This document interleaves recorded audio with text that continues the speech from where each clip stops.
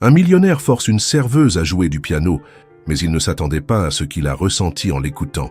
Il voulait seulement impressionner l'élite. L'humilier fut un élan, une plaisanterie cruelle lors d'une soirée ordinaire. Mais quand ses doigts touchèrent le piano, quelque chose en lui se brisa. Ce ne fut pas la musique qui le désarma, mais la vérité qu'elle cachait derrière chaque note. Et depuis ce moment, il ne trouva plus de silence qui le satisfasse. Pardon d'interrompre ton histoire, mais si tu aimes ce genre de contenu, n'oublie pas de t'abonner. Bénis cette chaîne en nous aidant à grandir et que Dieu te le rende au centuple. Merci et bon visionnage. Le Palais d'Or, le restaurant le plus exclusif de Paris, resplendissait sous des centaines de lumières qui illuminaient la soirée de gala. Monsieur Jacques Delacour, un homme d'affaires de 52 ans connu autant pour sa fortune impressionnante que pour sa langue acérée, célébrait l'acquisition de ce lieu emblématique. La salle principale débordait de personnalités, des chefs d'entreprise en costume sur mesure, des journalistes affamés de scoops et des influenceurs capturant chaque détail pour leurs millions d'abonnés. Parmi cette mer de personnes influentes, Valentine Durand, une jeune femme de 23 ans, se déplaçait discrètement entre les tables. Ses 3 années à travailler comme serveuse dans cet établissement l'avaient rendue presque invisible aux yeux de l'élite qui fréquentait le restaurant. Ce soir ne faisait pas exception, si ce n'est pour la pression supplémentaire de devoir servir le nouveau propriétaire et ses invités distingués. Ce soir marquera la renaissance du Palais d'Or, annonça Delacour levant sa coupe de champagne. Sous ma direction, ce lieu retrouvera sa splendeur et deviendra l'épicentre de la haute société parisienne. Les applaudissements résonnèrent dans toute la salle pendant que Valentine approchait avec un plateau chargé de verre. Le sol, fraîchement ciré pour l'occasion, brillait traîtreusement sous ses chaussures usées. Un petit faux pas, un léger déséquilibre, et un verre chuta, renversant du champagne près des chaussures italiennes de Delacour. Le silence tomba comme une guillotine sur la salle. « Excusez-moi, monsieur », murmura Valentine, s'agenouillant rapidement pour nettoyer le désastre. Le rire sec de Delacour trancha l'air. « On dirait que nous avons un divertissement imprévu ce soir », commenta-t-il, avec un sourire qui n'atteignait pas ses yeux. Son regard se tourna vers le majestueux piano à queue qui décorait le fond de la salle. « Dis-moi, comment t'appelles-tu »« Valentine, monsieur ?»« Bien, Valentine. Si tu peux équilibrer des plateaux, tu peux sûrement jouer un peu de piano. Pourquoi ne nous divertirais-tu pas un instant ?»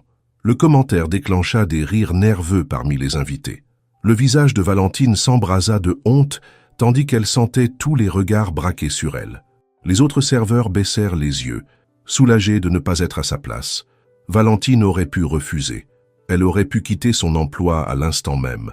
Mais quelque chose en elle, peut-être de la fierté, peut-être une rage contenue, la poussa à faire le contraire. « Comme vous voulez, monsieur Delacour », répondit-elle avec un calme qui la surprit elle-même. Le dos droit et le menton levé, Valentine traversa la salle en direction du piano. Sa robe noire de serveuse contrastait avec l'ivoire éclatant de l'instrument. Elle s'assit sur le banc, ajusta sa posture et posa ses mains sur les touches un instant, comme pour saluer un vieil ami. Et alors, elle commença à jouer. Les premières notes de Clair de Lune de Debussy s'écoulèrent de ses doigts, avec une élégance qui démentait sa condition sociale apparente. La mélodie, mélancolique et profonde, s'éleva au-dessus du murmure des convives, les réduisant au silence un à un. Ce qui avait commencé comme une moquerie se transforma en un moment de révérence inattendue. Valentine ferma les yeux, se permettant de s'immerger complètement dans la musique. Ses doigts dansaient sur les touches avec précision et passion, révélant des années de dévouement et de talent que personne dans la salle n'aurait soupçonné.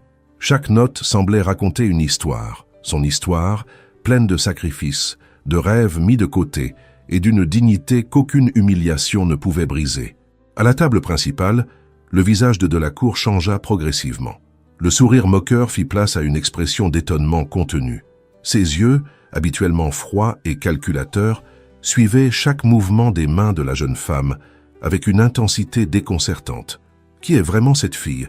murmura-t-il pour lui-même, incapable de détourner le regard. Au fur et à mesure que la pièce avançait, quelque chose de subtil mais d'indéniable changea dans l'atmosphère. Ce n'était plus une serveuse contrainte à divertir, c'était une artiste qui offrait son âme à travers la musique. La vulnérabilité et la force émanant de son interprétation franchissaient les barrières sociales qui séparaient habituellement les occupants de cette salle. Lorsque Valentine joua la dernière note, la laissant flotter et disparaître lentement dans l'air, un silence absolu régna pendant plusieurs secondes. Puis, comme s'il se réveillait d'un état de transe collectif, les invités éclatèrent en applaudissements. Elle rouvrit les yeux, revenant à la réalité. Elle se leva avec la même dignité que lorsqu'elle s'était dirigée vers le piano, fit une légère révérence et retourna vers la cuisine sans se retourner, laissant derrière elle un murmure d'admiration et de curiosité. « Extraordinaire !» commenta une célèbre critique d'art, assise près de Delacour. « Vous l'avez-vous trouvée ? Elle est ici depuis 3 ans, répondit l'ancien gérant, désormais employé de Delacour, toujours très discrète, consciencieuse. Elle n'a jamais mentionné qu'elle jouait du piano. » Delacour ne participa pas à la conversation. Son regard restait fixé sur la porte par laquelle Valentine avait disparu. Quelque chose dans son interprétation avait réveillé des souvenirs qu'il croyait oubliés.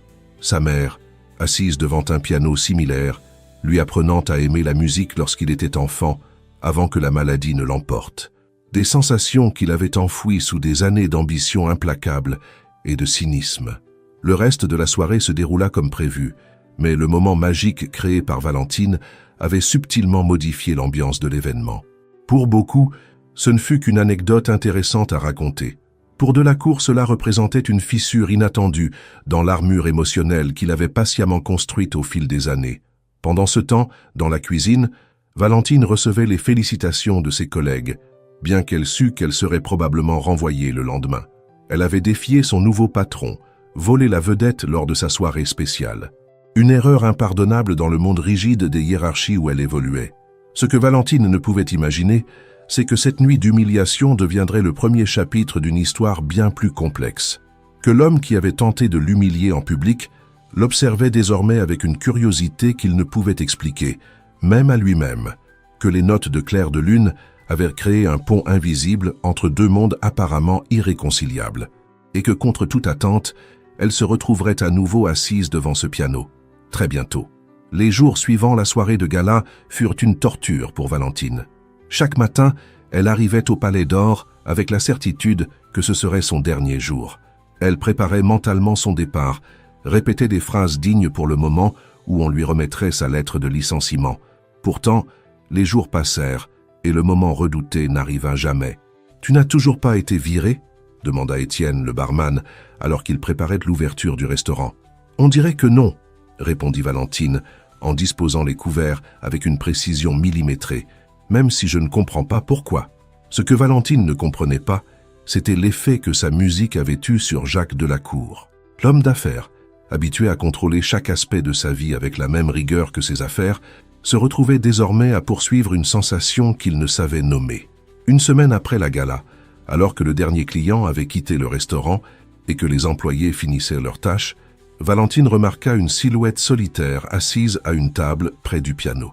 C'était Delacour, qui observait l'instrument avec une expression indéchiffrable. « Monsieur Delacour, avez-vous besoin de quelque chose avant que nous fermions ?»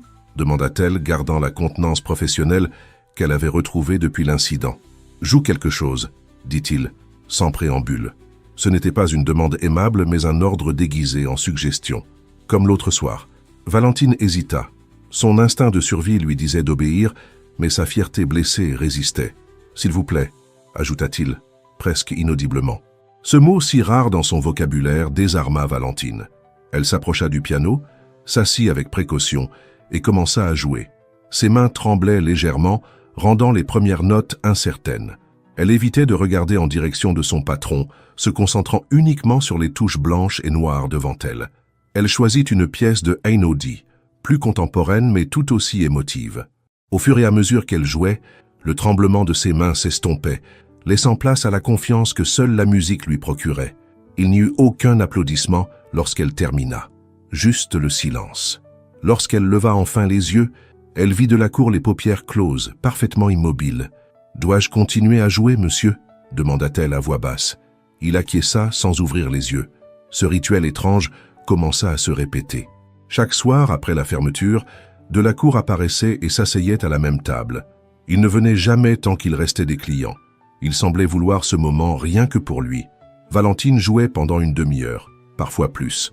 Il ne réclamait jamais de morceaux précis, la laissant toujours libre de choisir. Ce schéma se maintint pendant des semaines. Ce qui était curieux, c'est que pendant les heures de travail, Delacour gardait une distance strictement professionnelle.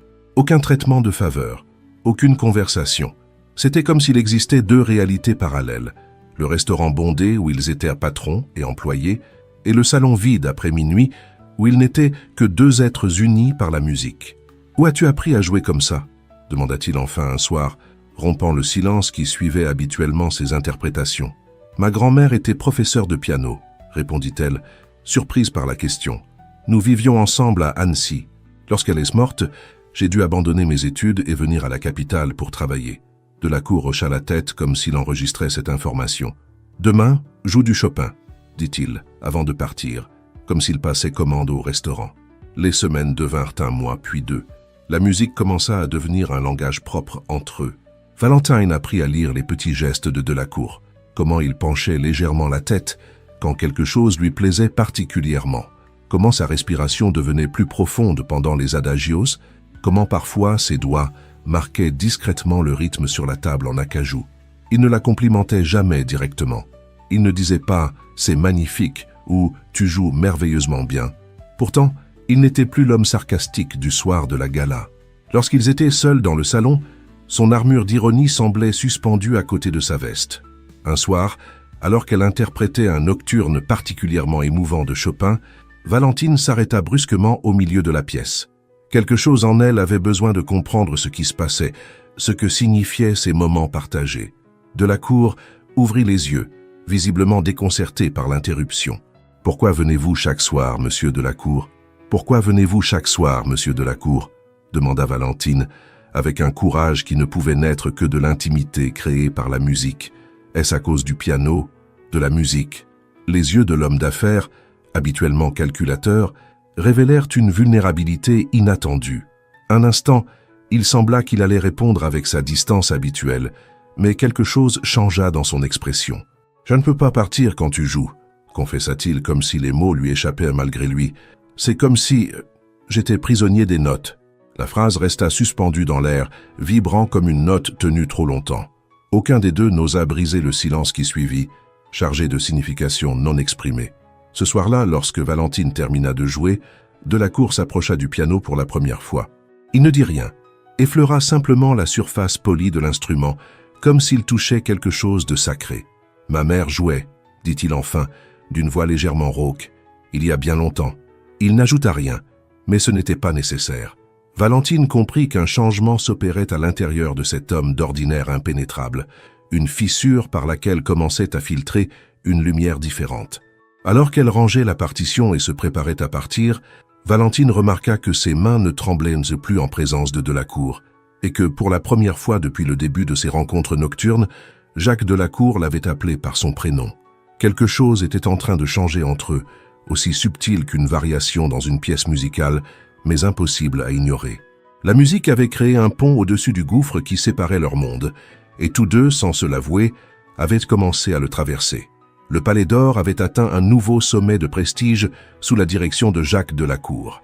Les réservations se faisaient des semaines à l'avance, et la liste d'attente comptait des noms issus de l'élite politique et économique de Paris.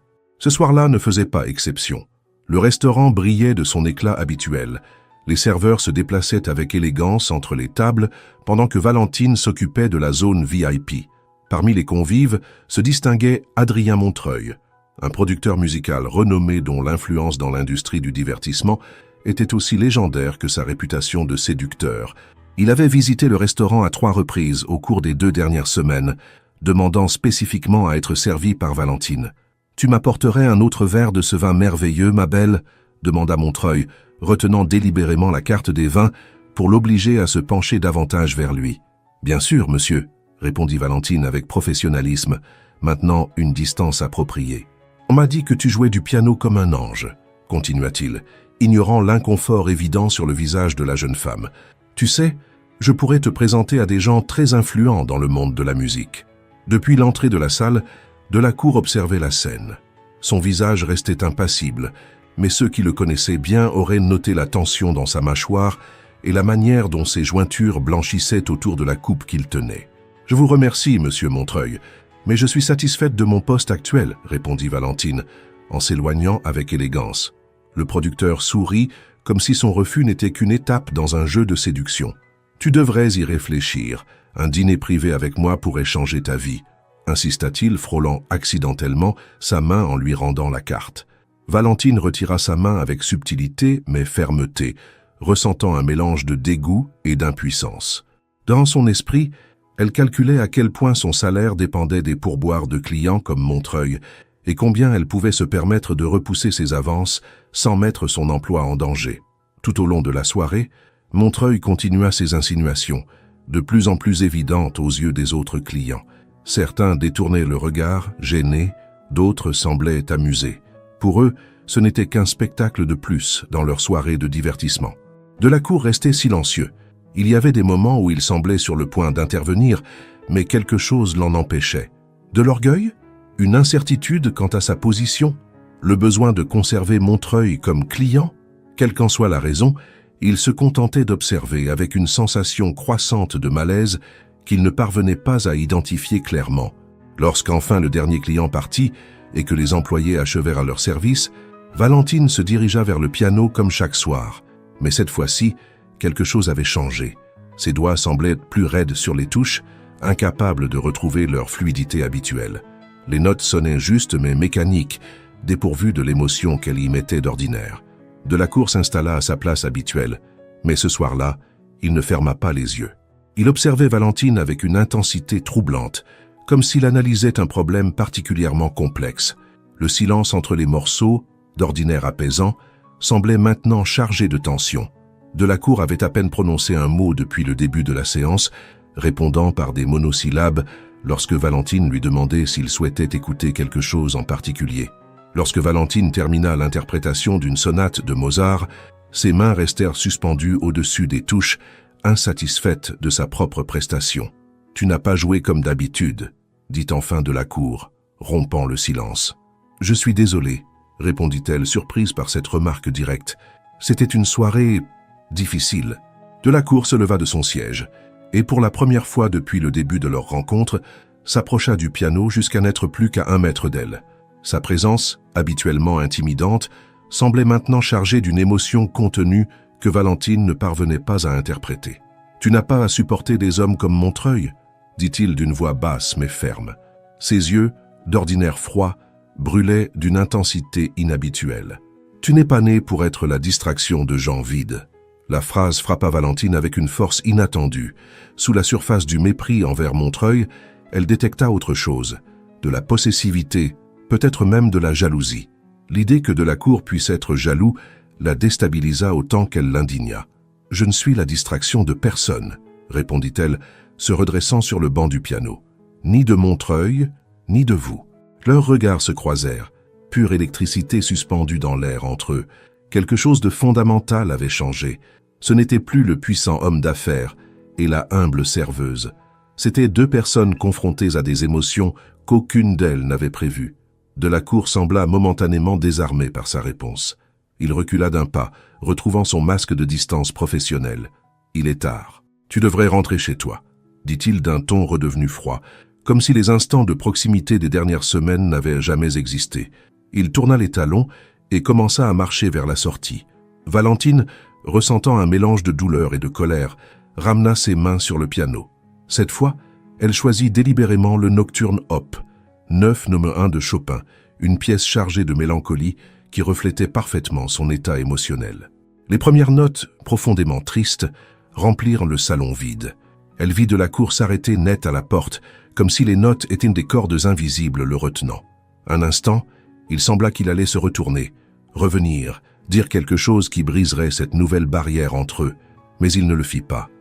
Après quelques secondes d'hésitation, il poursuivit son chemin et disparut derrière la porte, laissant Valentine seule avec sa musique et un cœur inexplicablement meurtri.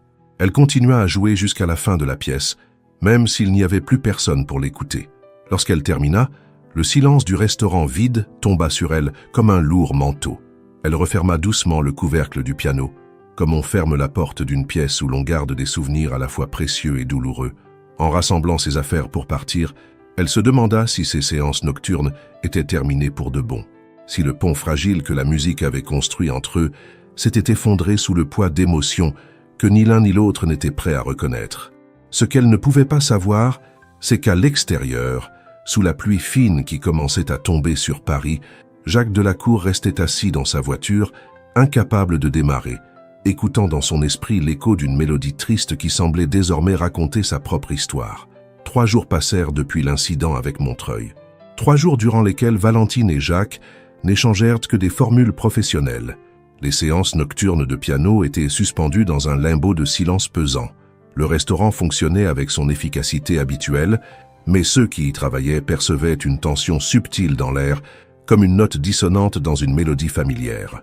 Cet après-midi-là, Paris était enveloppé d'une de ces pluies douces mais persistantes qui semblaient laver les rues de leurs péchés quotidiens.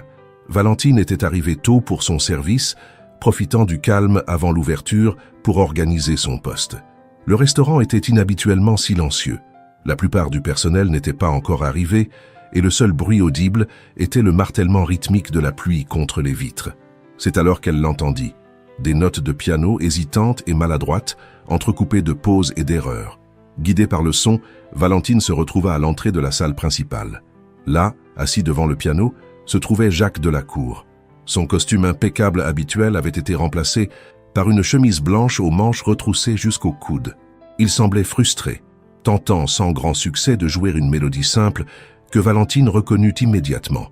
Furélise de Beethoven, le morceau que les débutants apprennent traditionnellement. Il ne remarqua pas sa présence. Absorbée par ses efforts pour faire obéir ses doigts, Valentine resta immobile, surprise par cette version si vulnérable de l'homme qu'elle connaissait surtout pour sa dureté et son contrôle. Finalement, après un nouvel essai manqué, Jacques frappa les touches avec frustration. « Ça commence toujours par les notes mi ré dièse mi », dit Valentine doucement, révélant sa présence. Delacour sursauta visiblement.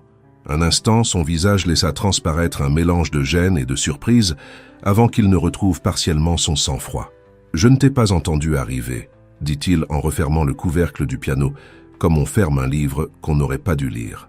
Valentine s'approcha lentement. « C'est un bon morceau pour commencer », commenta-t-elle, tentant d'alléger l'atmosphère. Un silence gêné s'installa entre eux.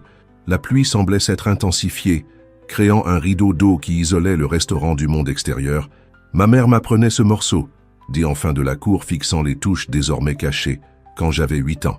Valentine s'assit sur une chaise proche, respectant son espace tout en lui montrant son attention. « Elle était pianiste professionnelle avant d'épouser mon père », poursuivit-il, parlant presque pour lui-même.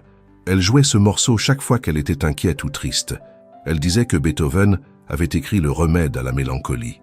Ses yeux, habituellement perçants et calculateurs, semblaient à présent perdus dans des souvenirs lointains. Après qu'elle est tombée malade, sa voix se brisa légèrement. « Je n'ai plus pu écouter de musique, même pas à la radio de la voiture, pendant 20 ans. » Valentine retint son souffle, consciente du privilège douloureux d'entendre cette confession. « Qu'est-ce qui a changé ?» demanda-t-elle doucement. Delacour leva les yeux vers elle. « Tu as changé quelque chose ?» répondit-il avec une honnêteté désarmante. « Ce soir de l'inauguration, quand je t'ai humilié en public et que tu as répondu avec Debussy au lieu de la colère, quelque chose s'est brisé en moi, comme si un mur s'effondrait. » Il ouvrit de nouveau le couvercle du piano, faisant glisser ses doigts sur les touches sans les enfoncer. « Pendant des années, j'ai accumulé des choses, des entreprises, des propriétés, de l'influence, en pensant que cela comblerait tous les vides, poursuivit-il, sa voix à peine audible sous le bruit de la pluie. Et puis tu es arrivé, toi, quelqu'un qui apparemment ne possède rien, et tu joues comme si tu avais tout ce qui compte vraiment. » La vulnérabilité de sa confession laissa Valentine sans voix. Ce n'était pas l'homme arrogant qu'elle connaissait, mais quelqu'un de blessé, tâtonnant pour guérir d'anciennes plaies. « Pourquoi es-tu encore ici, Valentine ?» demanda-t-il soudainement. « Après la façon dont je t'ai traité ce soir-là, après avoir laissé Montreuil t'importuner, pourquoi n'as-tu pas démissionné ?» La question flotta entre eux, chargée de significations inavouées. Valentine considéra toutes les réponses possibles. Besoins financiers, absence d'alternative, peur du changement. Mais aucune ne reflétait pleinement la vérité. « Parce que vous avez besoin de la musique », répondit-elle finalement avec simplicité. « Et moi j'ai besoin de jouer. » Quelque chose dans cette réponse sembla toucher une corde profonde chez Delacour. Ses yeux s'humidifièrent un instant avant qu'il ne reprenne le contrôle. « Tu me rappelles ma mère », confessa-t-il. « Pas physiquement, mais dans ta façon d'habiter la musique, comme si c'était ta langue maternelle. » Il se leva du banc du piano et lui fit signe de prendre sa place. Valentine s'assit, mais à sa surprise, Delacour ne s'éloigna pas comme à son habitude. Il resta debout à côté du piano, proche sans être intrusif. « Tu pourrais m'apprendre » demanda-t-il, avec une humilité qui contredisait tout ce qu'elle connaissait de lui. « Pas pour jouer comme toi, ce serait impossible. Juste pour me souvenir de ce que ma mère essayait de m'enseigner. » Cette demande, si vulnérable et honnête, toucha profondément Valentine. Elle acquiesça, posant ses mains sur les touches. « Commençons par les bases, » dit-elle en jouant les premières notes de Furélise. « Mi, ré, dièse, mi » Alors qu'elle lui montrait la bonne position des doigts, leurs mains se frôlèrent brièvement. Aucun des deux ne commenta ce contact, mais tous deux le ressentirent comme une décharge, une connexion allant au-delà des simples notes. Dehors, la pluie continuait de tomber sur la ville, mais à l'intérieur du Palais d'Or, quelque chose de nouveau commençait à éclore. Un lien forgé non pas dans le pouvoir ou la hiérarchie, mais dans la vulnérabilité partagée et le langage universel de la musique. Un lien profond s'était formé entre eux. Un lien que Jacques ne savait pas nommer, mais qui commençait à le submerger.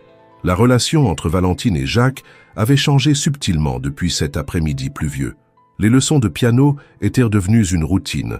3 fois par semaine, après la fermeture du restaurant, elle lui enseignait les bases pendant qu'il écoutait avec une attention rare chez un homme habitué à donner des ordres plutôt qu'à en recevoir. Au Palais d'Or, les apparences étaient conservées. Lui, le propriétaire exigeant, elle, la serveuse efficace. Mais une fois les portes closes, les hiérarchies s'effaçaient devant le piano. Le dimanche était le seul jour de repos de Valentine. Elle le consacrait habituellement à rendre visite à sa famille dans un quartier périphérique de Paris, ou à étudier de nouvelles partitions dans son petit appartement. Ce dimanche-là, cependant, elle avait décidé de se consacrer à elle-même. Le coin du café était un établissement modeste, situé dans le quartier latin, loin du luxe du Palais d'Or, mais avec un charme authentique qui attirait les étudiants et les artistes locaux. Valentine dégustait un café au lait tout en lisant un vieux livre de théorie musicale trouvé dans une librairie d'occasion. Bach à 11 heures du matin?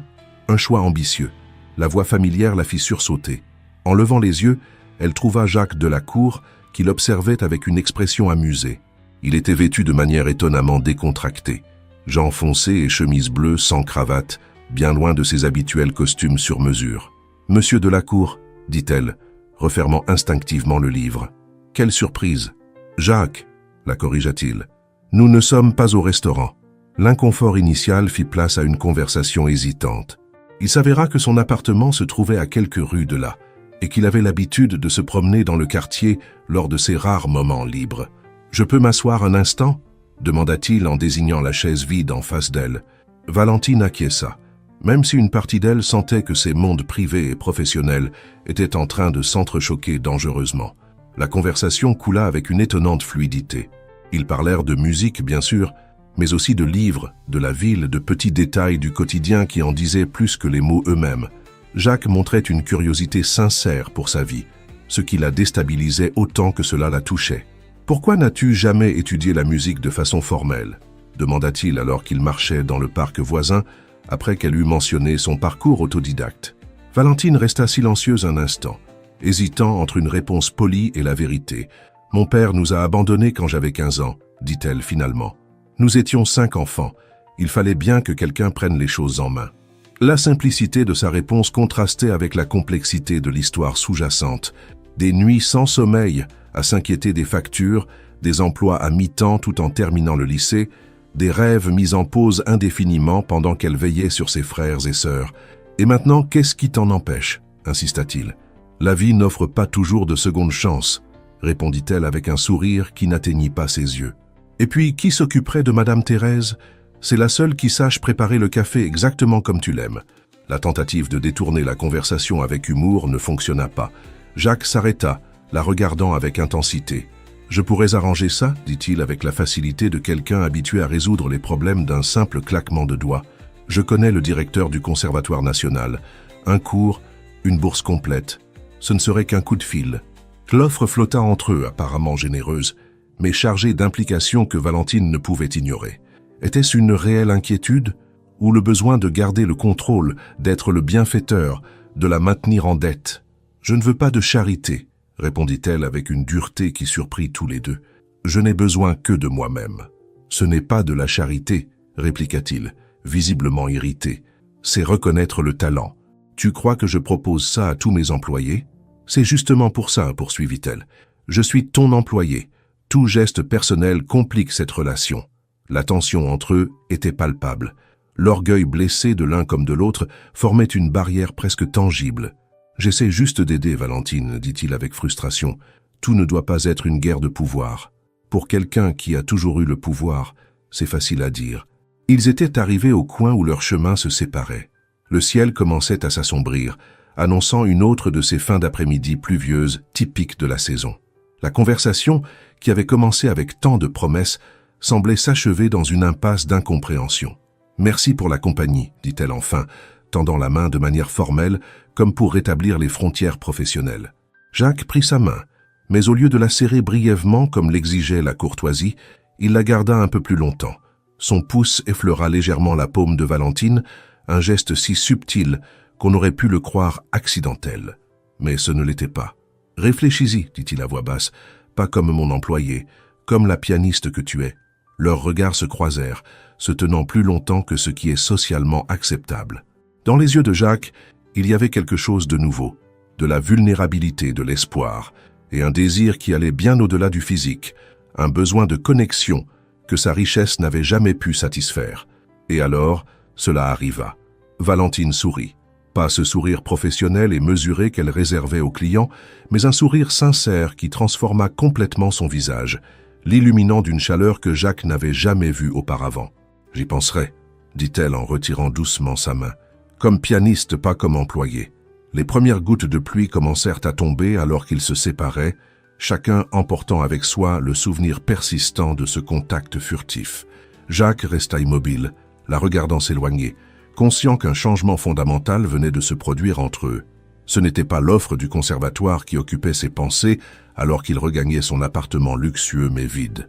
C'était ce sourire, le premier vrai qu'il ait vu sur elle, et qui avait ravivé quelque chose en lui resté trop longtemps dans l'ombre. La relation entre Valentine et Jacques avait commencé à éclore avec délicatesse, comme une mélodie qui gagne peu à peu en intensité. Leur rencontre en dehors du restaurant, bien que fortuite, était devenue plus fréquente. Au Palais d'Or, ils conservaient les apparences professionnelles, mais les employés les plus attentifs remarquaient les regards furtifs, la façon dont il se radoucissait en sa présence, comment elle jouait du piano avec une passion renouvelée lors de leurs séances privées. Ce qu'aucun des deux n'avait anticipé, c'est que ces regards observateurs incluaient aussi Richard Fontaine, un journaliste de spectacle connu pour ses articles sensationnalistes dans La Voix de Paris, un tabloïd à grande diffusion. Le mardi matin se leva sous un ciel gris à Paris. Valentine se rendait au restaurant lorsque son téléphone se mit à sonner avec insistance. C'était Étienne, le barman du Palais d'Or. « Tu as vu l'article » demanda-t-il sans préambule. « Quel article ? Il est partout en ville. Prépare-toi avant d'arriver. » Le cœur battant, Valentine acheta le journal au kiosque du coin. Dans la rubrique « Société », un gros titre attira son attention. « La serveuse pianiste, talent authentique ou stratagème pour séduire un millionnaire ». L'article, accompagné d'une photo floue d'elle jouant du piano pendant que Jacques l'observait, insinuait que la jeune serveuse manipulait habilement le chef d'entreprise émotionnellement vulnérable, tirant profit de sa bien connue faiblesse pour la musique héritée de sa mère défunte, pour s'assurer une position privilégiée. Il citait des sources proches du restaurant, décrivant des rencontres privées et des comportements inappropriés dans le cadre d'une relation employeur-employé. Chaque mot était une lame. L'intimité qu'ils avaient construite, les moments de vulnérabilité partagés, tout était exposé et déformé à des fins de consommation publique. Le pire était l'insinuation qu'elle était une opportuniste, une chasseuse de fortune calculatrice utilisant la musique comme appât. Les larmes embuèrent sa vision alors qu'elle lisait. Ce n'était pas seulement l'humiliation publique, c'était la trahison. Quelqu'un du restaurant, quelqu'un en qui elle avait eu confiance, avait vendu son histoire. Au Palais d'Or, la situation était chaotique. Jacques Delacour était arrivé tôt, furieux après avoir lu l'article. Ses avocats préparaient déjà une plainte pour diffamation et son service de relations publiques élaborait un communiqué officiel. « Où est Valentine ?» demanda-t-il au directeur dès son arrivée. « Elle n'est pas encore là, monsieur. Son service commence dans 1 heure. » Jacques tenta de la joindre à plusieurs reprises, mais ses appels tombaient directement sur sa messagerie vocale. L'inquiétude commença à se mêler à son indignation. Lorsque l'heure du service arriva et que Valentine ne se présenta pas, l'anxiété de Jacques s'intensifia. Elle n'avait jamais manqué une seule journée de travail, même malade. Son absence était une confirmation silencieuse de l'impact dévastateur de l'article. « Annulez mes rendez-vous », ordonna-t-il à son assistante. « J'ai une affaire personnelle urgente. » Alors que son chauffeur le conduisait à travers les embouteillages de Paris vers le modeste appartement de Valentine dans le quartier d'Olmsnil, Jacques ressentit une émotion inconnue, la peur. Pas cette peur maîtrisée face à un risque entrepreneurial, mais une peur viscérale de perdre quelque chose d'irremplaçable, avant même de l'avoir vraiment possédé. L'immeuble de Valentine était une construction de 3 étages sans gardien ni système de sécurité. Jacques monta les escaliers usés jusqu'au 2e étage et frappa à la porte marquée du numéro 7. Aucune réponse. Après plusieurs tentatives, une porte voisine s'ouvrit. Une femme âgée, les cheveux relevés en un chignon négligé, le regarda avec curiosité. « Si vous cherchez Valentine, elle est partie ce matin, informa-t-elle. Elle avait une petite valise. Elle a dit qu'elle allait voir sa famille pour quelques jours. Elle vous a laissé un message pour moi ?» demanda Jacques, ne se souciant plus des apparences. « Pas directement », répondit la femme en l'observant attentivement. « Mais elle m'a demandé d'arroser ses plantes. Elle a aussi laissé la porte déverrouillée, au cas où elle aurait oublié quelque chose. Elle avait l'air bouleversée. » Jacques hésita un instant avant de tourner la poignée. La porte s'ouvrit sans résistance. L'appartement était petit mais impeccablement rangé. Une étagère pleine de livres de musique occupait le mur principal. Sur un canapé usé mais propre, plusieurs coussins aux motifs musicaux, sans doute faits à la main, étaient posés. Dans un coin, un clavier électronique modeste tenait lieu de piano faute de mieux. L'austérité du lieu contrastait douloureusement avec les insinuations de l'article. Aucun luxe, aucun signe de cadeau coûteux ou de style de vie opulent. Juste l'espace soigneusement construit de quelqu'un qui aimait la musique plus que le confort matériel. Sur la petite table de la salle à manger, une partition attira son attention. En s'approchant, il reconnut immédiatement le morceau, le Nocturne Op. 9 No. 2 de Chopin, celui qu'elle jouait souvent pendant leurs séances privées. Le morceau qu'elle lui avait un jour confié et joué quand les mots ne suffisaient pas. En haut de la partition, une dédicace manuscrite à l'encre bleue. Pour celui qui m'a appris que le silence peut aussi parler d'amour. Jacques prit la partition entre ses mains, ressentant le poids de ces mots. Ce n'était pas une lettre d'adieu, ni une explication, ni une défense. C'était une vérité simple et puissante, écrite dans la seule langue qu'ils avaient appris à partager, celle de la musique et de ses silences. Il resta immobile dans le petit appartement, tenant cette confession silencieuse, alors que le soir tombait sur la ville. Pour la première fois depuis la mort de sa mère, Jacques Delacour sentit des larmes lui monter aux yeux. Il quitta l'appartement en emportant la partition, comme on transporte un trésor fragile et précieux. La voisine l'observait depuis sa porte. « Elle va revenir ?» demanda la femme. « Elle doit revenir », répondit Jacques, plus pour lui-même que pour elle. Il y a une mélodie qui est restée inachevée. Une semaine s'était écoulée depuis la publication de l'article et la disparition de Valentine.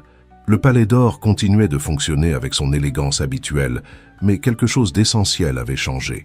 Jacques Delacour, autrefois omniprésent et attentif aux moindres détails, était devenu une ombre silencieuse, traversant les salons le regard absent. « Le patron ressemble à un fantôme », murmura Marianne, l'une des serveuses, en préparant les tables pour le dîner. « Depuis que Valentine est partie, il n'est plus le même », répondit Étienne, en disposant les verres avec une précision maniaque. « Hier, un client important est arrivé, et il ne s'est même pas levé pour le saluer. » Les rumeurs se multipliaient parmi le personnel. Certains, influencés par l'article, insinuaient que Valentine avait manipulé le patron et profitait maintenant d'un accord secret. D'autres, qui avaient observé leurs interactions de près, savaient que la réalité était bien plus complexe. Chaque soir, après la fermeture, Jacques s'asseyait devant le piano. Parfois, il effleurait les touches, tentant de reproduire les leçons élémentaires qu'elle lui avait enseignées. D'autres fois, il restait immobile, contemplant l'instrument comme s'il s'agissait du dernier lien avec quelque chose de précieux qu'il avait perdu. Le vendredi soir, après plusieurs tentatives infructueuses de joindre Valentine, Jacques prit une décision. Il quitta le restaurant sans explication, emportant avec lui une petite boîte soigneusement emballée.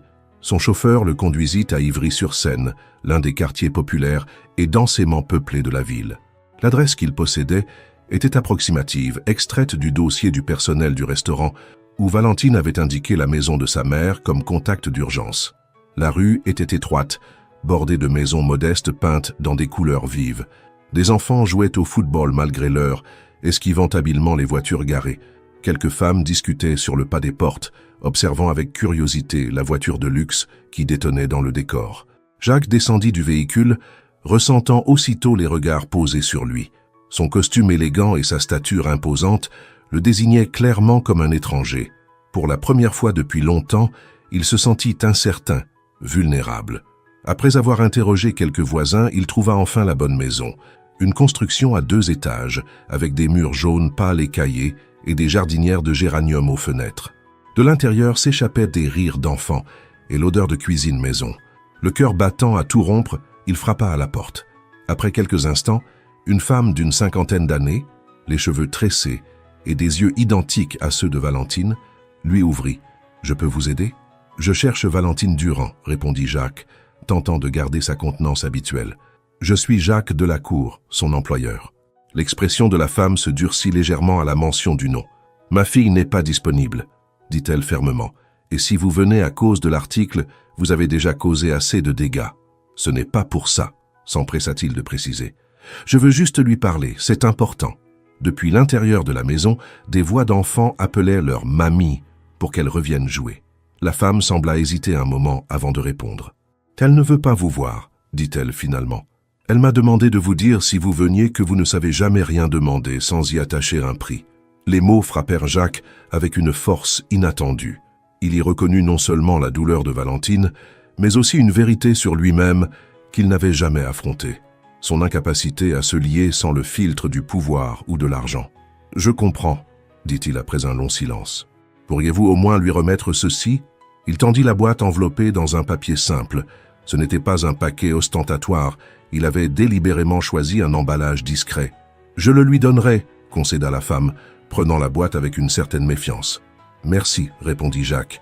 Il hésita un instant avant d'ajouter « Dites-lui aussi, s'il vous plaît, que le piano l'attend toujours, et moi aussi. » Il se retourna pour partir, mais la voix de la mère de Valentine le retint. « Monsieur Delacour, dit-elle d'un ton plus doux, ma fille se bat depuis toujours.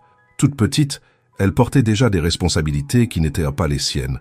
Si elle compte vraiment pour vous, ne lui ajoutez pas encore un poids de plus. » Jacques hocha la tête, comprenant le sens profond de ces paroles. « Je veux juste la voir briller, » répondit-il avec une sincérité inhabituelle, « comme elle le mérite. » Dans la boîte que la mère de Valentine tiendrait entre ses mains ce soir-là, il y avait un cahier de partition italien, relié en cuir souple couleur cognac.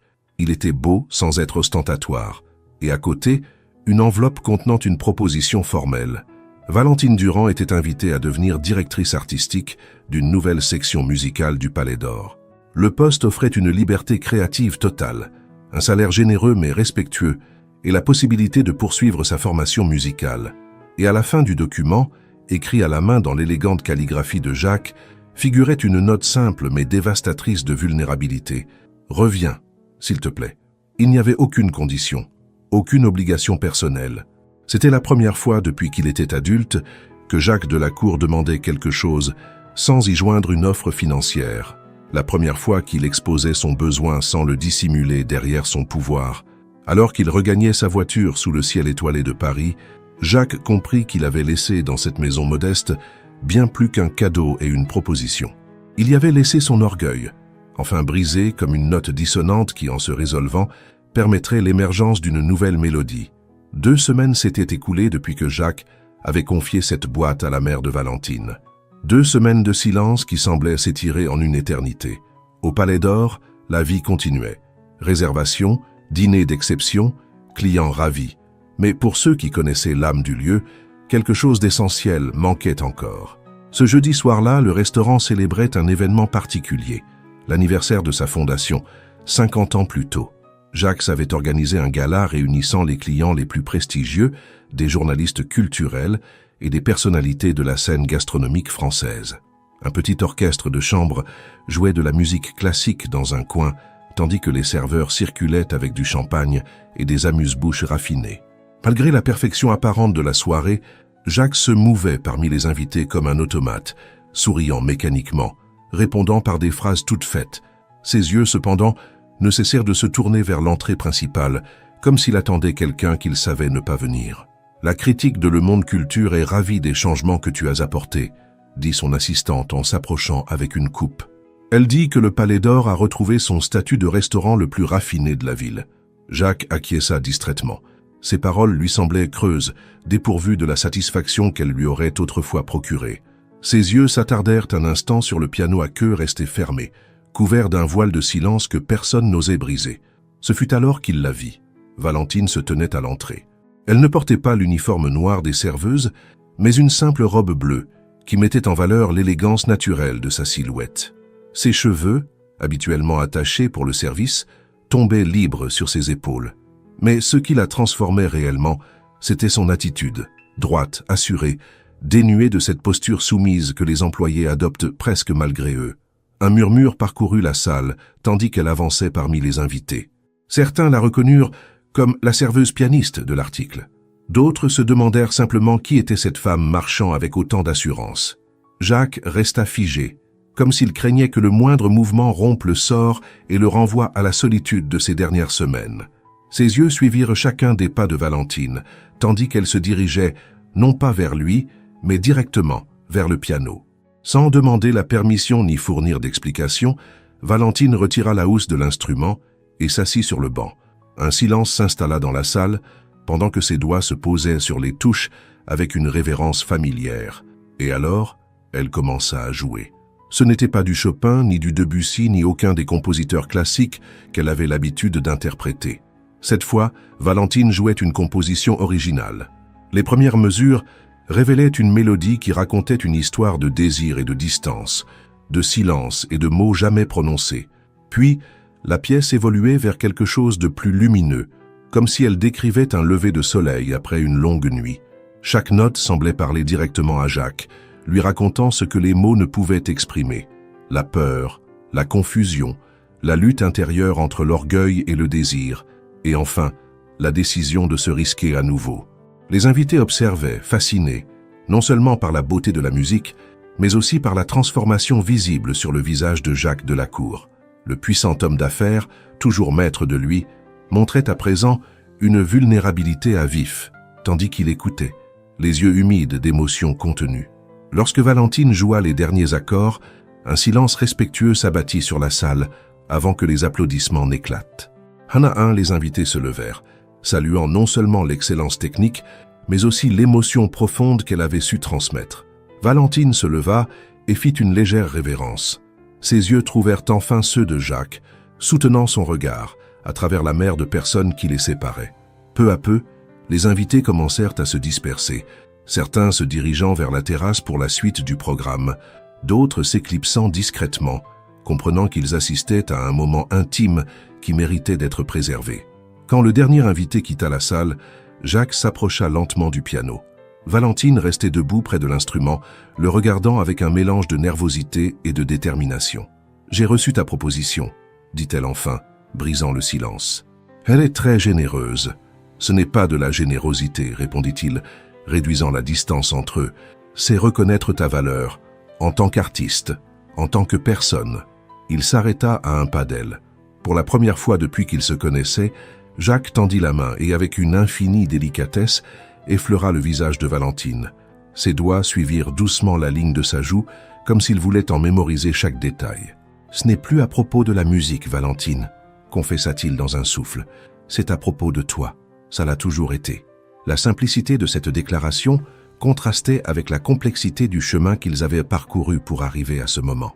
Il n'y avait ni grande promesse, ni mots raffinés, seulement une vérité nue qui ne pouvait plus se cacher derrière les conventions sociales ou les hiérarchies économiques.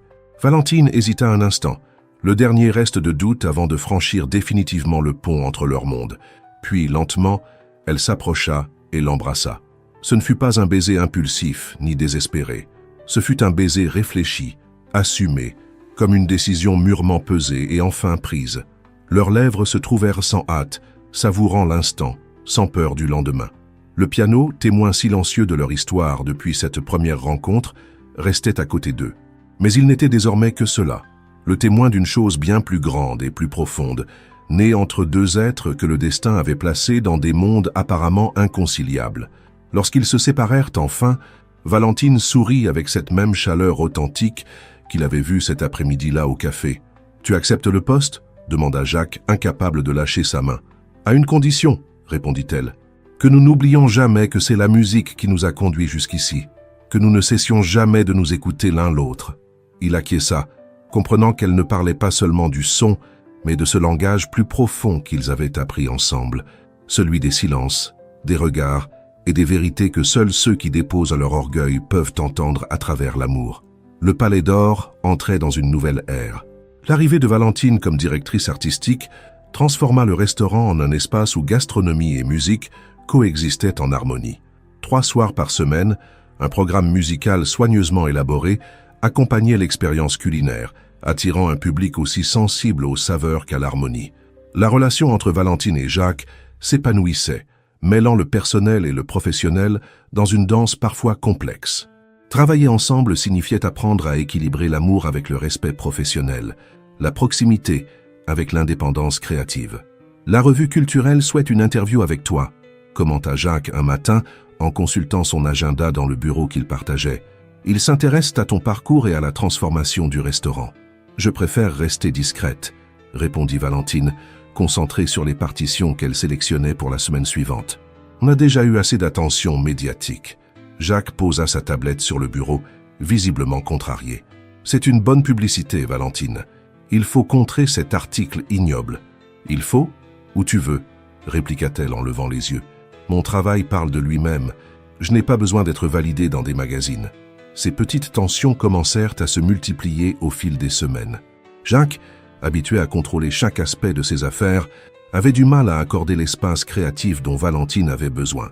Il cherchait à la protéger des critiques, des journalistes et des clients intrusifs, mais finissait souvent par l'étouffer sans s'en rendre compte. « J'ai annulé ta réunion avec Montreuil », annonça-t-il un jour en entrant dans la salle de répétition où Valentine s'exerçait avec un violoniste invité. « Quoi ? Pourquoi tu as fait ça sans me consulter ?» demanda-t-elle visiblement agacée. « Tu sais très bien que ces intentions dépassent le cadre professionnel. Et toi, tu sais très bien que je peux gérer la situation, » répondit Valentine, remerciant le violoniste pour continuer la discussion en privé. « Je n'ai pas besoin que tu me protèges comme si j'étais une enfant. » La discussion monta en intensité. Des mots durs furent échangés.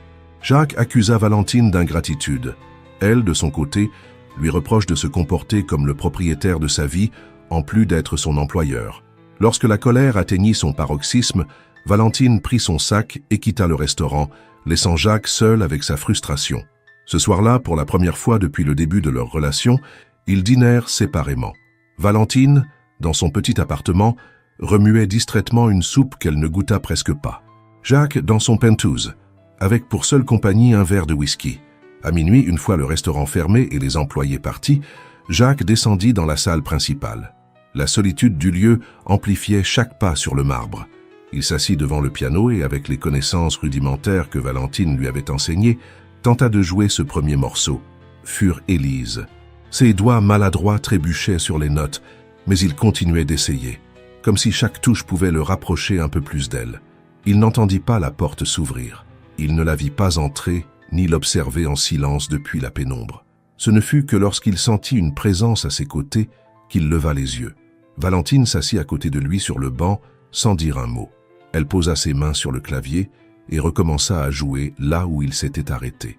Lentement, Jacques posa ses mains près des siennes, ajoutant des notes simples qui complétaient la mélodie. Il n'avait pas besoin de parler. Le piano redevenait, une fois de plus, le traducteur de leurs émotions. Ce qu'ils ne pouvaient dire avec des mots, ils l'exprimaient par la musique. Cette nuit-là naquit une idée. Ils allaient composer ensemble une œuvre originale qui raconterait leur histoire, depuis la première rencontre jusqu'au présent. Au fil des semaines suivantes, chaque dispute, chaque tension, chaque réconciliation silencieuse alimentait la composition. Jacques proposait des idées mélodiques que Valentine développait techniquement. Parfois, ils débattaient sur le ton de certains passages, sur le rythme ou l'intensité. D'autres fois, ils atteignaient une synchronisation parfaite qui les laissait émerveillés. « Cette partie doit être plus intense », insistait-il, montrant un segment de la partition. « C'est le moment où tu es parti. J'ai senti quelque chose se briser en moi, et celle-ci doit être plus légère », répondait-elle en jouant délicatement un autre passage. « C'est quand je suis revenu et que je t'ai vu m'attendre. » Le processus créatif était aussi intense que leur relation, Passionnés, parfois conflictuels, toujours profondément intimes. Chaque note semblait contenir des fragments de leurs âmes, des vulnérabilités impossibles à formuler, mais qui coulaient naturellement à travers la musique. Une fois la pièce terminée, ils décidèrent de la présenter lors d'un événement spécial au restaurant. La nouvelle se répandit rapidement parmi l'élite culturelle de la ville.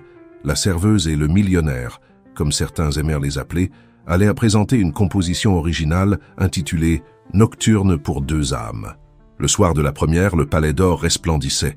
Des critiques musicaux, des journalistes culturels et des clients de renom occupaient chaque table. Valentine, vêtue d'une élégante robe noire, se préparait dans les coulisses, répétant mentalement chaque note. Mais Jacques n'était pas là. « Où est-il » demanda Valentine au directeur, tandis que le public commençait à s'impatienter. « Je ne sais pas, mademoiselle. Il ne répond pas aux appels. » Le cœur serré par l'inquiétude et la déception, Valentine prit une décision. Elle monterait seule sur scène. Si Jacques avait décidé de ne pas participer, elle respecterait ce choix, même sans le comprendre. Elle marcha vers le piano avec dignité, ignorant les murmures du public qui avait lui aussi remarqué l'absence du patron. Elle s'assit, inspira profondément et commença à jouer. La pièce, initialement conçue pour 4 mains, prit un nouveau sens lorsqu'elle fut jouée seule. Ce qui devait être un dialogue devint un monologue émotif, comme une conversation où une seule voix se fait entendre, mais où la présence de l'autre reste perceptible dans le silence.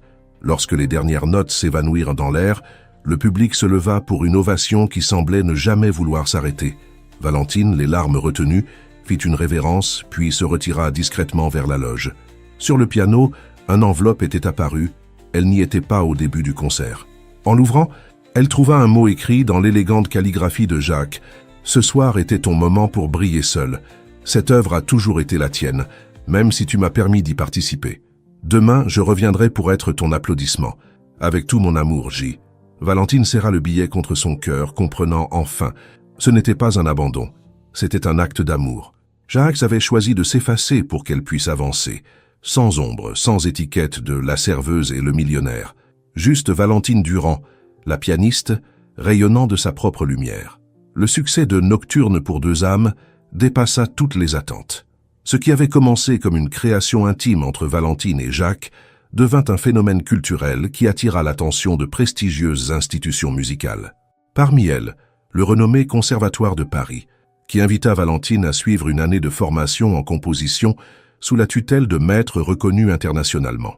La nouvelle arriva un matin de printemps, alors que les glycines coloraient Paris de leur teinte violette caractéristique.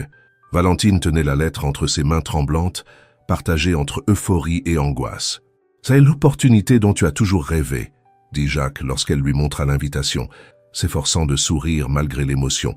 Ce serait une erreur de ne pas l'accepter. Les semaines suivantes furent un tourbillon de préparatifs. Demande de visa, organisation du logement, planification du programme musical du Palais d'Or pendant son absence. Valentine et Jacques travaillaient ensemble avec une efficacité professionnelle, mais quelque chose avait changé entre eux. Une distance subtile, comme une note à peine fausse dans une mélodie parfaite. Le soir, lorsque le restaurant fermait, il ne restait plus tard à explorer de nouvelles compositions. Jacques s'excusait avec des réunions d'affaires, Valentine avec la nécessité de préparer son voyage. Tous deux évitaient d'affronter la vérité qui flottait entre eux, la peur de la séparation, qu'un océan de distance efface ce qu'ils avaient construit. La saison musicale d'été touchait à sa fin. Il ne restait plus qu'une semaine avant le départ de Valentine pour Paris. Tandis que le reste du personnel célébrait le succès avec une petite fête dans la cuisine, elle restait dans son bureau, organisant des partitions et laissant des instructions détaillées pour son remplaçant temporaire. « Tu ne viens pas à la fête ?» demanda Étienne en passant la tête par la porte. « Dans un instant », répondit-elle, bien qu'ils sachent tous deux que c'était un mensonge poli.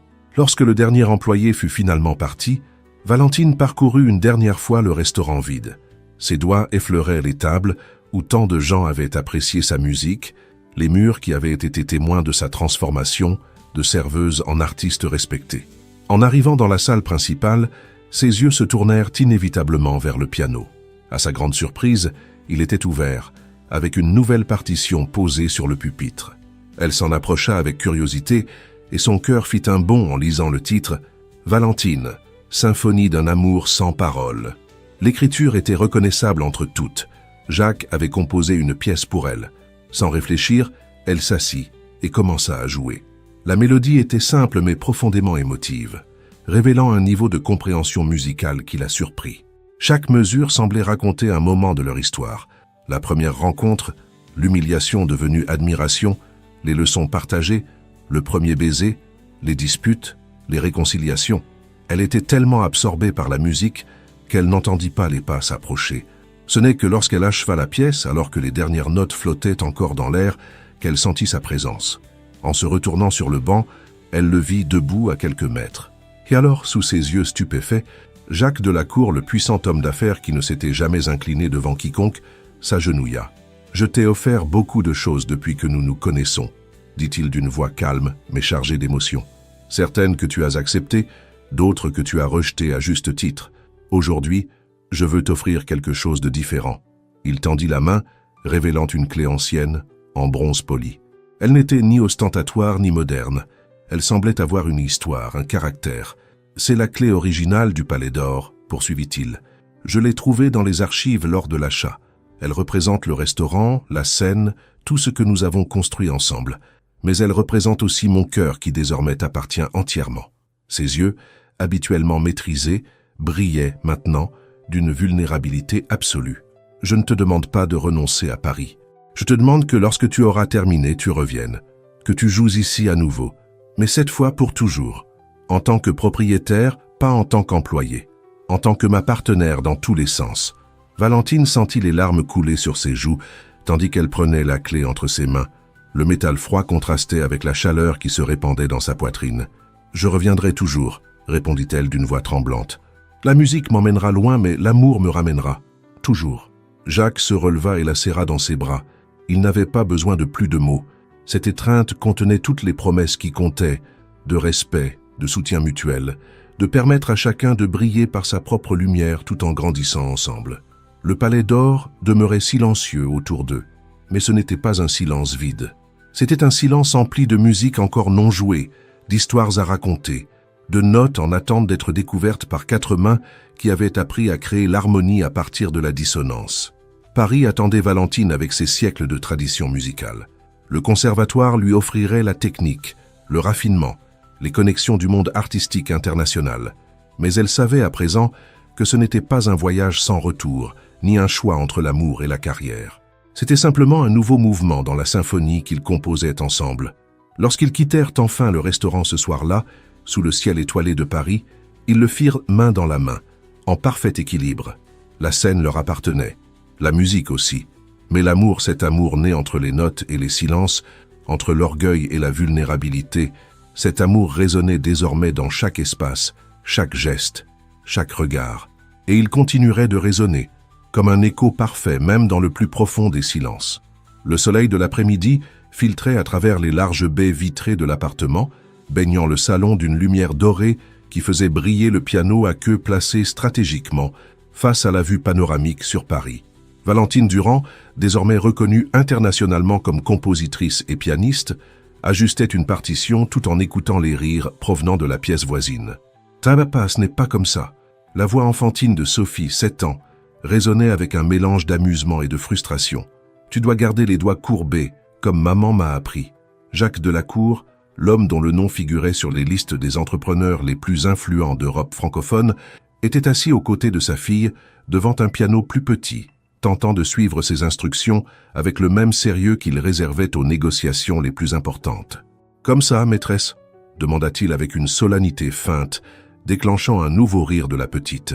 Valentine observait la scène depuis l'embrasure de la porte, submergée par cette vague d'émotions familières qui, même après 10 années passées ensemble, continuait de la surprendre par son intensité. La vie avait pris des tournants inattendus depuis cette nuit où elle avait accepté la clé du Palais d'Or et le cœur de Jacques. L'année passée à Paris avait été transformatrice. Le conservatoire avait ouvert des portes que Valentine n'aurait jamais imaginées, lui permettant d'étudier avec des maîtres légendaires et de s'immerger dans les traditions musicales européennes. Pourtant, ce fut plus difficile qu'elle ne l'avait anticipé. La distance pesait. Les appels vidéo nocturnes avec Jacques soulageaient la solitude, mais ne pouvaient remplacer l'intimité de leurs séances à deux devant le piano. Jacques se rendait à Paris toutes les 6 semaines, sans jamais manquer un seul voyage, malgré ses obligations professionnelles. Lors de ces visites, il parcourait la ville, découvrant de petites salles de concert, des cafés avec de vieux pianos et des coins où la musique s'entremêlait à l'histoire. Valentine le trouvait différent durant ses séjours, plus détendu, moins préoccupé par les apparences, comme si la distance avec la France lui permettait d'être simplement un homme amoureux, plutôt qu'un puissant homme d'affaires. « J'y ai réfléchi », lui dit-il pendant l'une de ses visites, alors qu'ils contemplèrent la Seine depuis un petit café, à l'idée d'agrandir le Palais d'Or, pas seulement comme restaurant, mais comme centre culturel. L'idée prit racine durant cette année de séparation, transformer une partie du restaurant en un espace dédié à la musique, avec des programmes pour jeunes talents sans ressources, des concerts réguliers et des résidences pour compositeurs.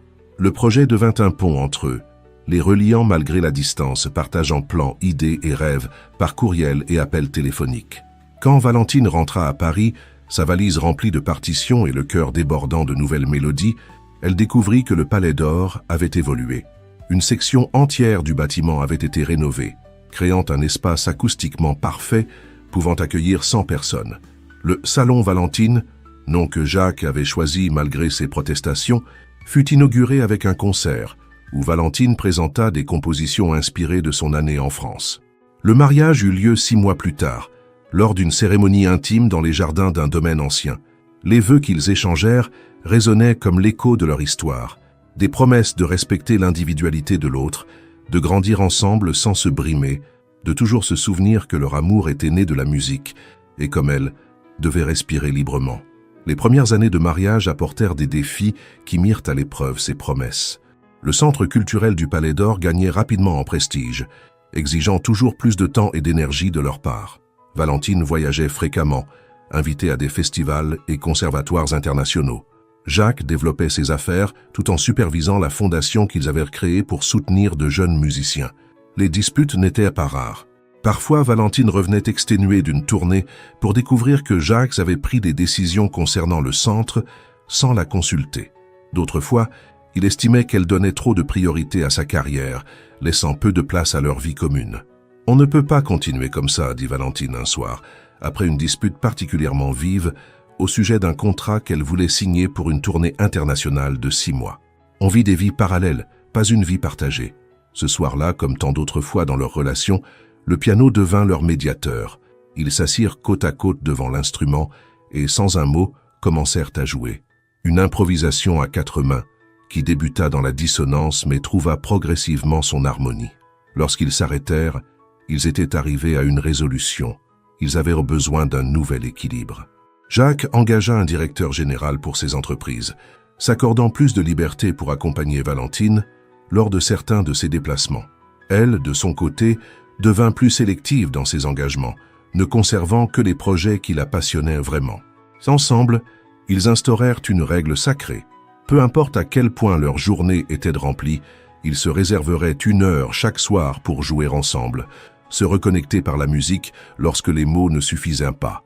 La naissance de Sophie, 3 ans après le mariage, apporta une nouvelle dimension à leur relation.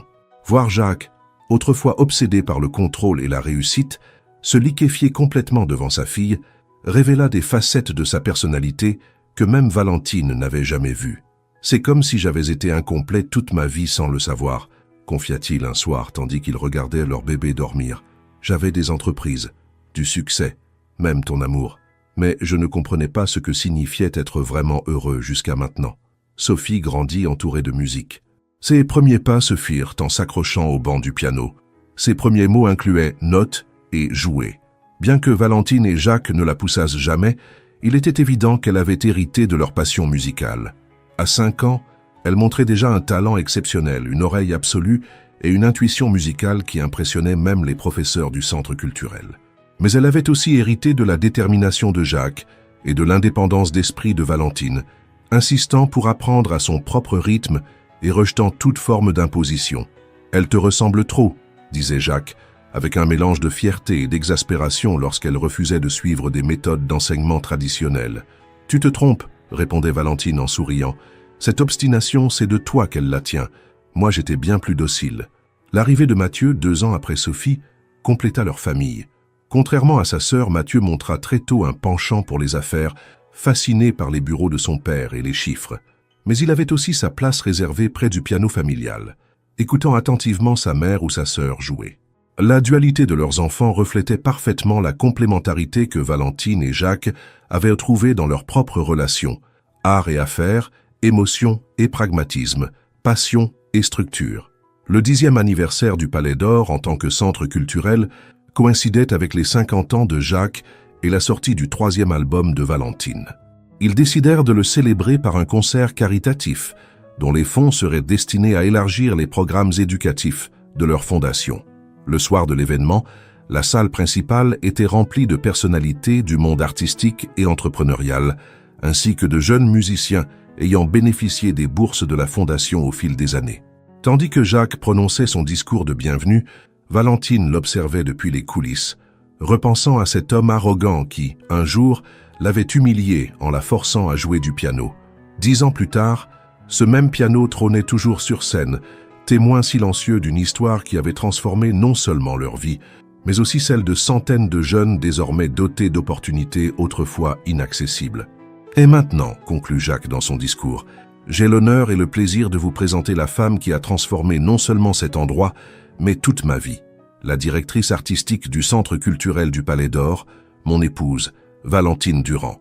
Les applaudissements retentirent tandis que Valentine s'avançait vers la scène.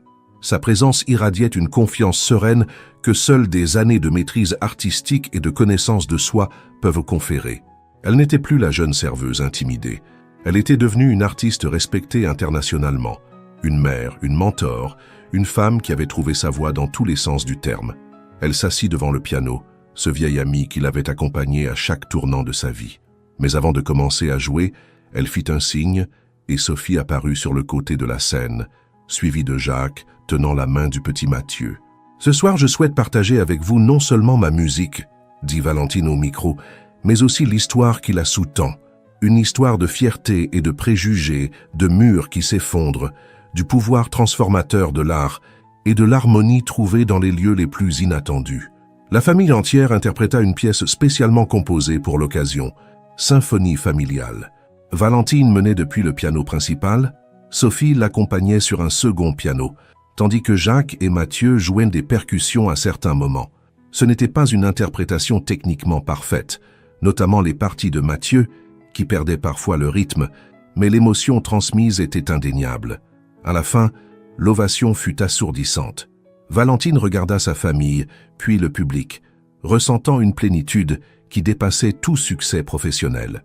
C'était la satisfaction d'un cycle accompli, de promesses tenues, d'un amour ayant mûri comme un bon vin. Plus tard dans la soirée, après le départ des invités et alors que les enfants dormaient, Valentine et Jacques s'assirent seuls devant le piano d'origine du Palais d'Or, celui qui avait été témoin de leurs premiers échanges. « Tu te souviens de la première fois que je t'ai entendu jouer ?» demanda Jacques, caressant doucement les touches sans appuyer. « Comment l'oublier ?» sourit-elle. « Tu voulais m'humilier ? Et c'est toi qui m'as humilié, répondit-il en lui prenant la main. Tu as fait tomber toutes mes défenses avec quelques notes. » Valentine posa sa tête sur l'épaule de Jacques, inspirant ce parfum familier, mêlé à l'odeur du bois du piano. « Parfois je me demande comment aurait été ma vie si je n'avais pas renversé cette coupe de champagne, dit-elle. Je serais probablement encore serveuse, jouant du piano seule pendant mes pauses. Et moi, je serais resté un homme amer, entouré de luxe mais vide à l'intérieur, ajouta-t-il. C'est fou comme de petits accidents peuvent changer le cours d'une vie entière. Ce n'est pas l'accident, répondit Valentine en se redressant pour le regarder. C'est ce qui est venu ensuite. Les décisions qu'on a prises, les risques qu'on a accepté de courir, on aurait pu laisser la peur et l'orgueil dicter notre chemin. Jacques hocha la tête, se souvenant combien de fois ils avaient failli tout perdre, à cause de leurs insécurités et vieux réflexes. « Tu sais ce que Sophie m'a demandé aujourd'hui ?» dit-il, changeant légèrement de sujet. « Elle m'a demandé si je savais que tu étais spécial dès la première fois où je t'ai entendu jouer. Et qu'as-tu répondu ? Je lui ai dit la vérité, que je l'ai su, mais qu'il m'a fallu du temps pour l'admettre, même à moi-même. » Valentine sourit, repensant à ce Jacques arrogant qui, petit à petit, s'était désarmé devant elle, révélant l'homme vulnérable et authentique qu'elle avait aujourd'hui à ses côtés. « J'ai quelque chose pour toi, » dit-il soudain, sortant un petit écrin de la poche de sa veste, pour notre anniversaire et pour ces 10 années du centre culturel. À l'intérieur, Un délicat bijou en forme de clé de sol en or et platine, serti de petits diamants, brillait sous la lumière comme des gouttes de rosée. « C'est magnifique », murmura Valentine, émue. « Regarde au dos », indiqua Jacques. Gravé à l'arrière du bijou se trouvait une inscription « Le silence peut aussi parler d'amour ». Les mots qu'elle avait écrits sur une partition, des années auparavant, lorsqu'elle avait fui le restaurant après l'article de presse, avaient été immortalisés dans l'or. « Je n'ai jamais oublié cette phrase », confessa Jacques. « Elle m'a appris que parfois les mots sont superflus, qu'il existe des vérités qui ne se ressentent qu'en silence. » Valentine, les larmes aux yeux, se pencha pour l'embrasser tendrement. Puis, sans dire un mot de plus, elle commença à jouer une mélodie que Jacques reconnut immédiatement. Le premier morceau qu'elle avait interprété cette nuit de gala, là où tout avait commencé. Il se joignit à elle, ajoutant des notes complémentaires, avec une technique désormais bien plus affinée après des années de pratique. La musique coulait entre eux comme une conversation intime, un langage qu'ils avaient perfectionné avec le temps et qui leur permettait d'exprimer ce que les mots ne pouvaient souvent dire. Dans l'appartement silencieux, leurs enfants endormis et la ville s'étendant sous leurs yeux, Valentine et Jacques continuaient d'écrire leur histoire, note après note, silence après silence, créant une symphonie aussi unique et durable que l'amour qui l'inspirait. Le Centre culturel du Palais d'Or fêtait son 15e anniversaire avec une saison spéciale dédiée aux compositeurs latino-américains émergents. Valentine, désormais également reconnue comme chef d'orchestre, avait personnellement sélectionné 12 jeunes talents pour présenter des œuvres originales interprétées par l'Orchestre des Jeunes de la Fondation Durand de la Cour. Sophie, âgée de 12 ans, faisait partie de l'orchestre en tant que pianiste, démontrant une maturité musicale qui impressionnait même les musiciens les plus chevronnés. Mathieu, 10 ans, avait insisté pour participer et s'était vu confier un petit rôle aux percussions qu'il remplissait avec enthousiasme, bien que pas toujours avec précision. Jacques observait sa famille depuis le premier rang pendant la répétition générale, émerveillé par la manière dont Valentine dirigeait avec des mouvements élégants mais fermes, guidant les jeunes musiciens avec un équilibre parfait entre exigence et bienveillance. Les 15 dernières années avaient apporté des changements significatifs. Le petit centre culturel s'était étendu à 3 antennes dans différentes villes du pays. La fondation soutenait désormais plus de 200 élèves par an avec des bourses complètes. Valentine avait enregistré 5 albums, dont 2 récompensés à l'international, et avait été nommée ambassadrice culturelle de la France auprès de l'UNESCO. Jacques, quant à lui, avait réorienté ses entreprises vers des initiatives culturelles et éducatives, découvrant une satisfaction bien plus profonde que celle que le simple succès financier lui avait autrefois procurée. Ensemble, ils avaient construit un héritage qui dépassait largement leurs carrières respectives. Tout n'avait pas été facile. Ils avaient traversé des crises, une période particulièrement difficile lorsque Valentine souffrit d'une tendinite et craignit de ne plus jamais pouvoir jouer. Un scandale médiatique lorsqu'un ancien associé de Jacques l'accusa d'irrégularité financière, le diagnostic de dyslexie de Mathieu et les défis éducatifs qui en résultèrent. Mais chaque épreuve avait renforcé leurs liens. Ils avaient appris à se soutenir sans se brimer, à respecter leurs espaces personnels tout en construisant un espace commun. 5 minutes de pause, annonça Valentine à l'orchestre en baissant la baguette. Alors que les jeunes musiciens se dispersaient, Jacques s'approcha du pupitre. « Impressionnant, chef Durand », dit-il avec un sourire, « surtout en tenant compte du fait que tu as un percussionniste qui crée parfois son propre tempo. » Valentine rit, regardant Mathieu qui discutait gaiement avec d'autres membres de l'orchestre. Il s'améliore, et puis il apporte de l'enthousiasme, ce qui est aussi important que la technique. En parlant de technique, intervint Sophie, les rejoignant dans la conversation. Je pense que le deuxième mouvement a besoin de plus de contraste dynamique. On joue le pianissimo trop fort. Jacques et Valentine échangèrent un regard complice. Leur fille avait hérité de l'oreille absolue de sa mère et du perfectionnisme de son père. On en discutera après la répétition, répondit Valentine. Pour l'instant, concentrons-nous sur la fin. Alors que la famille échangeait, un assistant s'approcha avec une enveloppe pour Valentine. « Ceci vient d'arriver pour vous, maîtresse. » À l'intérieur se trouvait une invitation officielle. Le Conservatoire national de musique souhaitait lui décerner un doctorat honoris causa pour sa contribution à l'éducation musicale en France. « Maman, c'est incroyable !» s'exclama Sophie, lisant par-dessus l'épaule de Valentine. « Tu le mérites !» ajouta Jacques, l'embrassant sur la joue. « Personne n'a fait autant pour la musique dans ce pays. » Valentine regarda autour d'elle. L'orchestre de jeunes talents qui, sans le programme de bourse, n'aurait peut-être jamais eu accès à une éducation musicale. Ces enfants, grandissant dans un environnement où l'art et la culture étaient aussi valorisés que la réussite scolaire. Son mari, qui avait évolué de magnate du pouvoir à philanthrope, engagé à transformer des vies. « Je ne l'ai pas fait seule », répondit-elle émue. « Tout a commencé avec une coupe renversée et un piano. Et avec une jeune femme courageuse, qui a osé s'asseoir devant ce piano au lieu de fuir, ajouta Jacques. Je n'oublierai jamais ton visage ce soir-là.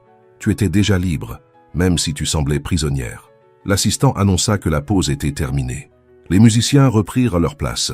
Valentine retourna sur le podium, levant la baguette tandis que Jacques retournait à son siège.